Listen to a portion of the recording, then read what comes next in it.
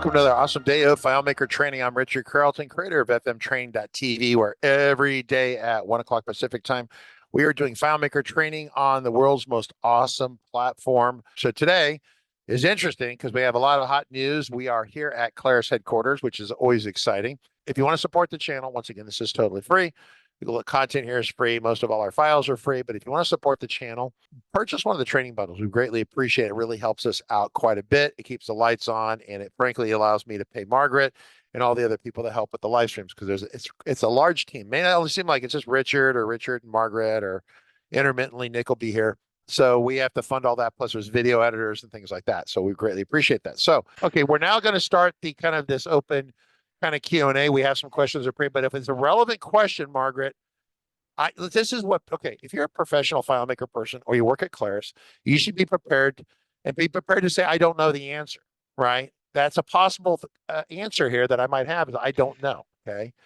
But after 30 some odd years, I have pretty good grasp of most things. And if I don't know it, there's a reason for that. So, okay, list view jumps to top when I scroll. All right, so this was an interesting problem, but it brought up a couple interesting ideas. One of which is that when you are in a list view and say they call it a log over here and say that we do a sort by company name. Okay, I say sort. Okay. So, but if I go back to sort on this, keep records in sorted order. So you can actually cause the screen to flicker and flash if you add records, and then they automatically get sorted as the found set is maintained, the sort's maintained. That can cause a reordering or a flickering of records that might confuse your users. Keep that in mind. That's one. Another one where the person asked the question is like, well, I'm in a list view. And they said, well, are you really in a list view or you're in a portal? Because when you're in a portal, you can tell the portal that it will come down here.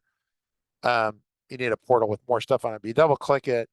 And what happens is allow vertical scrolling and then reset scroll bar when exiting a record.